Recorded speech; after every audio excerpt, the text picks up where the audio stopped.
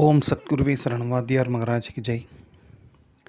குருவர்களால் கால ரகசிய பற்றி வீட்டில் பார்க்கக்கூடிய விஷயமானது பார்த்துட்டிங்கன்னா, குரு பகவான் பெயர்ச்சி, நவகிரகங்களில் இருக்கக்கூடிய குரு பகவான் அவரோட பெயர்ச்சியோட சில குறிப்புகள். பொதுவாகவே வாத்தியார் ஒவ்வொரு கிரகத்தோட பெயர்ச்சியும் அதனால் ஏற்படக்கூடிய நன்மை தீமைகளை ஓரளவுக்கு எடுத்து சொல்லி அதன்படி எல்லாருமே ப்ரிகாஷனாகவும் ப்ரிப்பரேஷனாகவும் இருக்கிறது ரொம்ப ஒரு மகத்தான ஒரு காரியமாக சொல்கிறாரு. ஈவன் சந்திர பகவான் பயிற்சியை கூட சொல்கிறார். ஏன்னா அது ஒரு 2 நாளைக்கு ஒரு வாட்டி 2.25 நாளைக்கு ஒரு வாட்டி பயிற்சி ஆகிறதாக இருந்தாலும் அதோட பலன்களையும் எடுத்து சொல்லணும் அப்படின்ற ஒரு விஷயத்தையும் வாத்தியார் பொதுவாக குறிப்பிட்டு சொல்லுவாங்க. அதில் இந்த மாதிரி வருட கிரகங்கள்ன்ட்டு சொல்லக்கூடிய குரு பகவான், ராகு, கேது பகவான், சனீஸ்வர பகவான் இவங்களோட பயிற்சியெல்லாம் ரொம்ப இம்பார்ட்டண்ட்டாக நாம் கருத்தில் எடுத்துக்கிறது ரொம்ப நல்லது தான்.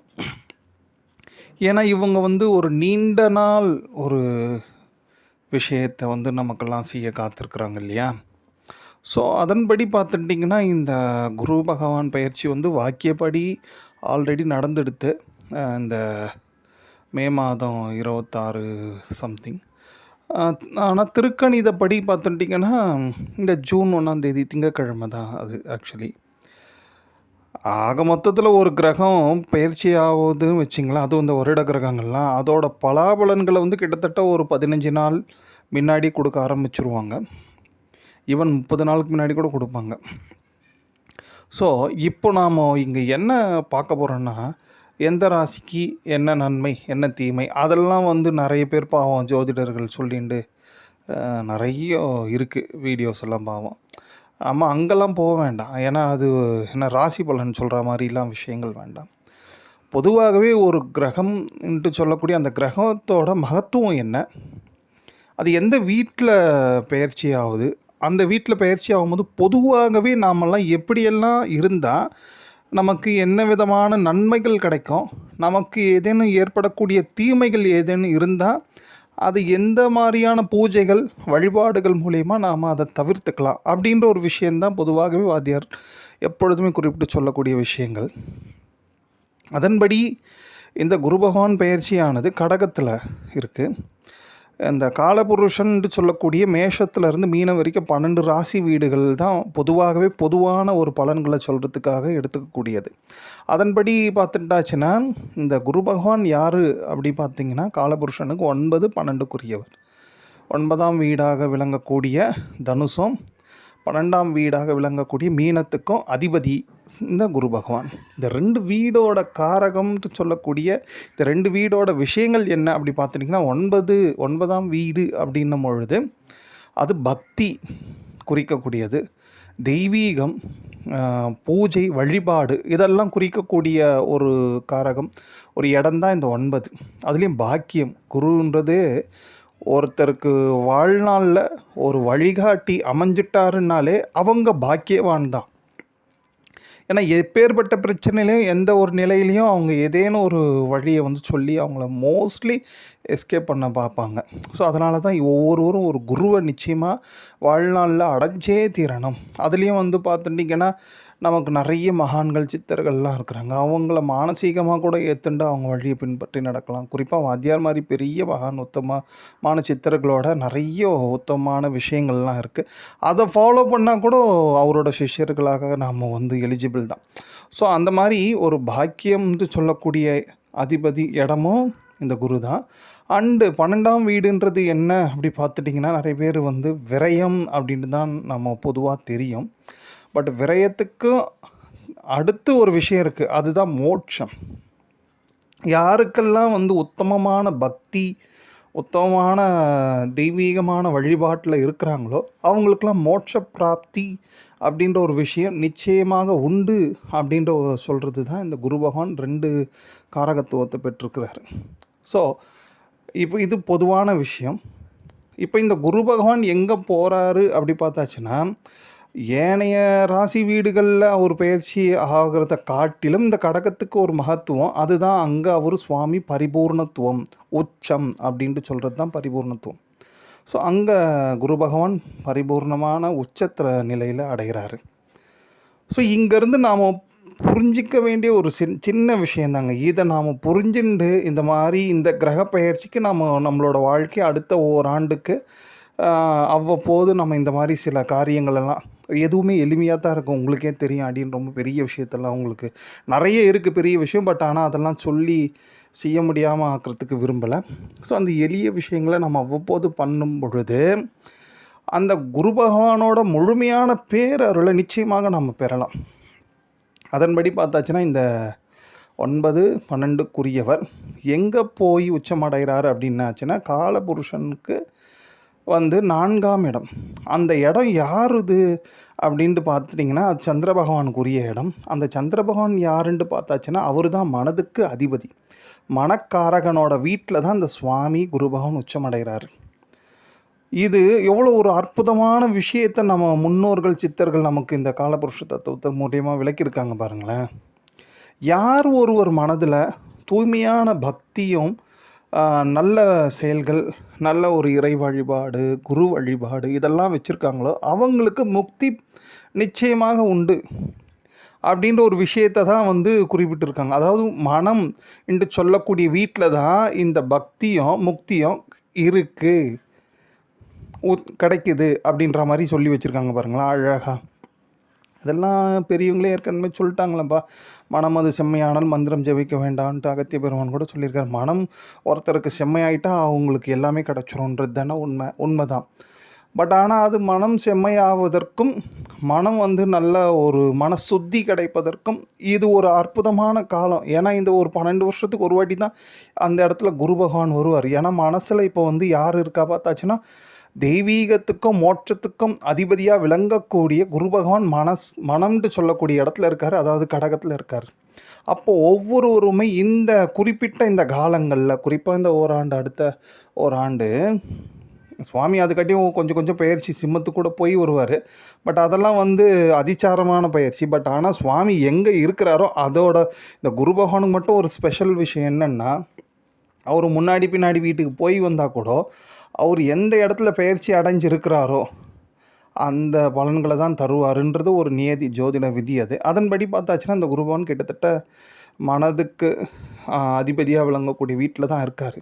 ஸோ அப்போ இந்த ஓராண்டும் நாம் என்ன பண்ணலாம் பார்த்தாச்சுன்னா நிச்சயமாக இந்த மனசை சுத்தி பண்ணிக்கக்கூடிய என்னெல்லாம் வாய்ப்பு கிடைக்குமோ பண்ணிக்கலாம்.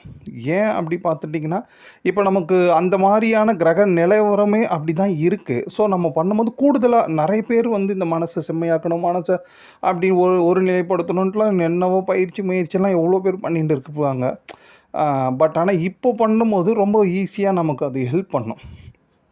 அதன்படி என்னெல்லாம் பண்ணலாம் பார்த்தாச்சுன்னா ஃபஸ்ட்டு வாத்தியார் சொல்லக்கூடிய விஷயங்களில் முதன்மையானது மானசீக பூஜைகள்ன்ட்டு வாத்தியார் சொல்கிறாரு. நிறைய பேரால் ரொம்ப தொலைவு அண்ணாமலை கிரிவலமே போக முடியாதவங்களுக்கு தான் சொல்கிறோம். ரொம்ப கோயில் பூஜைகள்லாம் பண்ண முடியல, ரொம்ப நிறைய நல்ல விஷயங்கள் பண்ண முடியலன்னா அவங்க நித்தியப்படி மானசீகமாக இறைவன் அவங்களுக்கு பிடிச்ச இறைவனுக்கு ஒரு அர்ச்சனை பண்ணுற மாதிரி, ஒரு பூவை எடுத்து போட்டுகிட்டே இருக்க மாதிரி, அவரோட திருநாமத்தை சொல்லி பூவை எடுத்து போடுற மாதிரி இப்படியெல்லாம் தொடர்ந்து பண்ணலாம். இதெல்லாம் மானசீகமாக எவ்வளோக்கு எவ்வளோ வாய்ப்பு கிடைக்கும் போது பூஜைகள் நம்ம பண்ணுறோமோ. இன்றைக்கி எவ்வளவோ பாருங்கள் நம்மளோட நேரத்தை நிறைய பாருங்களேன் இந்த சாதனங்கள் இருக்குது பாருங்கள். இந்த யூடியூப்பு, இன்ஸ்டாகிராமு, டிவி, கம்ப்யூட்டர் இதெல்லாம் எவ்வளவோ நம்மளோட நேரத்தை எடுத்துட்டு காலபைரவரோட கோபத்துக்கு நம்மளை நல்லாவே ஆளாக்கி விட்டு போயிட்டே இருக்குது. அதெல்லாம் நம்ம யாரும் ஃபீல் பண்ணுறதே இல்லை. எப்போயாவது ஒரு வாட்டி அதுக்கான கிரகங்கள் நம்ம மாட்டிக்கும் போது அழுவோம், அது வேறு விஷயம் வச்சிங்களேன். ஸோ நம்ம மோஸ்ட்லி இப்படியெல்லாம் நிறைய நேரத்தை வீணாக்கிட்டு இருக்க சமயத்தில் கொஞ்ச நேரமாவது அதுக்காக இதெல்லாம் தூக்கி போட்டிருந்தோம், ஃபோனு, டிவி இதெல்லான்ட்டு சொல்லலை.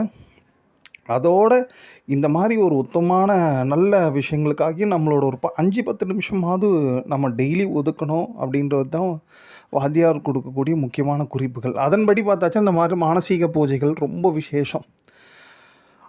அதுக்கப்புறம் மனசை எப்பொழுதுமே சுத்தியாக வச்சுருக்கணும். மன தூய்மைக்கு பேருதவி பண்ணக்கூடிய ஒரு பெரிய விஷயம் இந்த ராமநாமம் தாங்க. ராமநாமத்தை எவ்வளோக்கு எவ்வளோ முடியுமோ நம்ம சொல்கிறது மகா உத்தமம். அதனால தான் இந்த ஆண்டு ஜனவரி மாதமே ராம பூஜைக்கு நிறைய மந்திரங்கள் எல்லாம் நம்ம அகஸ்திய விஜயம் சார்பாக வாத்தியார் ஆல்ரெடி கொடுத்துருக்காங்க.